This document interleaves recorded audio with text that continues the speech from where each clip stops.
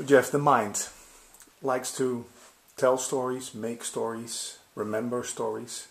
Could you call it a story maker? And is there anything wrong with a story maker? Doesn't it? Well, you see, again, when there's no thought, let's just say that the mind. When I say the mind, I don't mean there's any solid entity there called mind. I just mean Thoughts. presently arising thought. That's all you'll ever find. Again, you'll never find a mind. I searched for years. I never found a mind. But we think it's that thing we think there's in our head. There's something in the here. brain. Yeah. It's never part of your experience. You never experience a mind. All you ever find, just like all you ever find is a bird singing. You know, a bird singing, a car going past. You find thoughts appearing and disappearing. So sounds come and go. You know, thoughts come and go. Feelings in the body come and go. I never found a mind outside of any of that. So all you'll ever find is thoughts coming and going. So there isn't such a thing as a story. It's just a collection of thoughts, or. Well, in a way, thoughts are stories, you know. So the thought, it's a bird. You know. So you could say that's a story. It's a story. It's a thought. It's a concept. It's a tale. It's whatever. So without thought, there's no world. I mean, without thought, you have no way of knowing that it's a bird. You know, it's the same. It's the same thing with. Before the story, so before the story that you are someone sitting on a chair in a room in, where are we? Holland. Leusden. That's it. Before the story that you are someone sitting on a chair in a room, before that story, before those thoughts, you have no way of knowing what this is. So before the story, there's just the mystery. There's just the not knowing, and it's not that there's someone there experiencing the mystery. It's not that there is someone there experiencing not knowing. That there's just not knowing. There's nothing to know. So in a way, that your story is your experience. So without the story that you're a person sitting on a chair in a room, you have no way of knowing what you're experiencing. So in order to experience being a person sitting on a chair in a room, on some level you have to tell yourself. There has to be the story running. Yeah. So things happen, and later on. Yeah, and it happens. You know, quicker than time. In fact, because in a sense the story is time. The story is time. So it's like So you know. Every night in deep dreamless sleep, when you're asleep but you're not dreaming, so there's no mind activity, so there's no stories happening. There's no world. There's no world, exactly. But it's not, even that isn't quite true, you see, because there's no one there experiencing the absence of a world either. So actually there's not even no world. You can't really say that. You can't really say anything. You don't know. You don't know. No. Well, there's no one there to know. So there's no one there who can even say I don't know. Yeah. So you could say there's absolutely nothing, but there's not even that, because there's no one there separating nothing from everything. So. Yeah. You can't give me nothing. No. So then, what appears to happen is, you know, in the morning, there appears to be there's some sort of contraction happens, some sort of out of the, you could say, like the vastness of being. Some sort of contraction happens, and before you know it, you have. Well, the story appears. The story. Me and world. That's in a way that's the primal. You know, the first story is I. You know, and the moment you have I, you have world. They always appear together. Me and world, I and world. So out of the unknowable vastness, whatever you want to call it, because you can't call it anything, appears the I. And the world. And the world. And you see, it's impossible to talk about in language, because the appearance of the I is the appearance of language. With no I, there's no language, you see. So you can't really say what's there before the appearance of I. Language isn't sufficient. Language isn't, and nothing's sufficient, really. No. So, you know, that... But about the story, you write, the story is always old, silence is always fresh and new.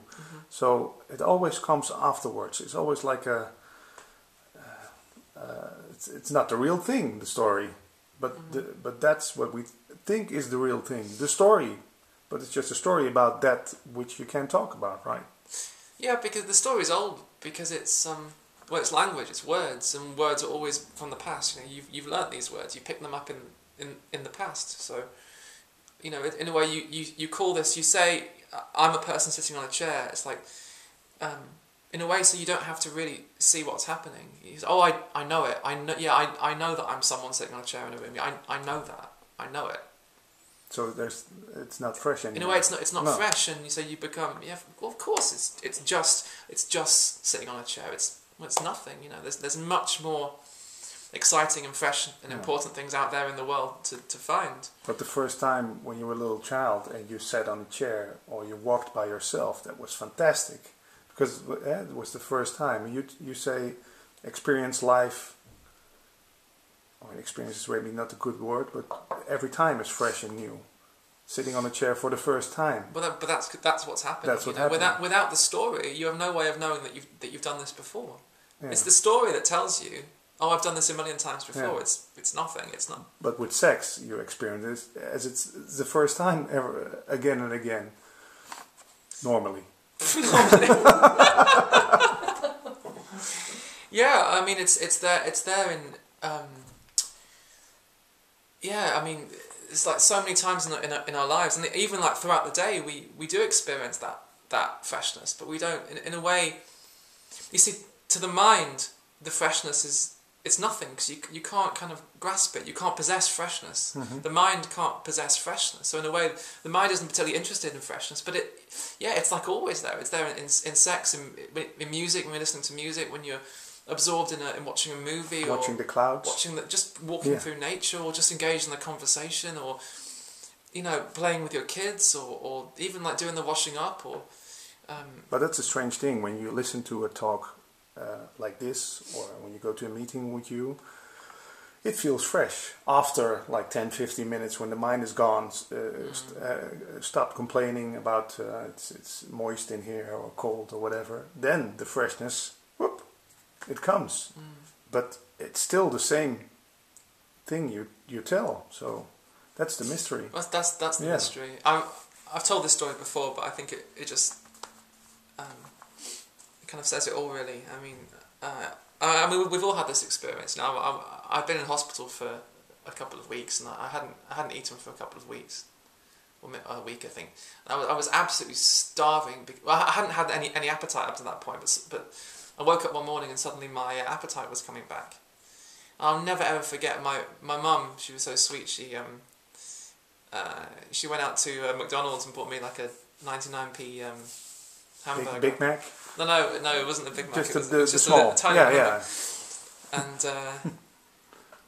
And I'll never forget. It was like eating. It was like tasting food for the first time. I mean, it really was. You know. You forgot how an hamburger tasted. Yeah. Well, exactly. And it was like, without the story, there's just the miracle. But it's strange how a lot of us experience that, you know, when we've been ill for a long time, and it's like you've been in bed for a few weeks, and finally you can walk again. Finally you can stand up again. You can eat again. You can drink again. And suddenly. Or we have I had bracelets in my youth, and then when it got out, I felt my teeth with my tongue again. It felt also fresh and new. But it's like that freshness. It's always there. You know. It's like this was the same hamburger. Like, the hamburger hadn't changed. Yeah. It's just that in that moment, it was just a miracle. I mean, it was like I'd never eaten before. This was the first and last time I was ever going to taste food. But you see, that miracle is always there. But you can't possess it. This is the thing. The mind can't comprehend the miracle, and it can't own the miracle. Tries to. It tries to, exactly. That's the seeking, really. So, you know, it's like, is the seeker, is the mind going to be interested in a message that says, really, that there's nothing to get? There is only the miracle of life, and it's happening right now, but you can't have it. Yeah, but you can't have it. You tell, if you think if you know that you can't have anything, everything is yours. In a very mysterious way, yeah, that's the thing. You know, in a very mysterious way, when it's seen that you know that none of this is yours, that there is only the present appearance of life, and it's not. it's not yours. Like you don't own life. Like no one can own life. You But don't own. It's like the separate wave doesn't own the a ocean. part of the ocean. No. You can't own a part of life. You are life. You are life.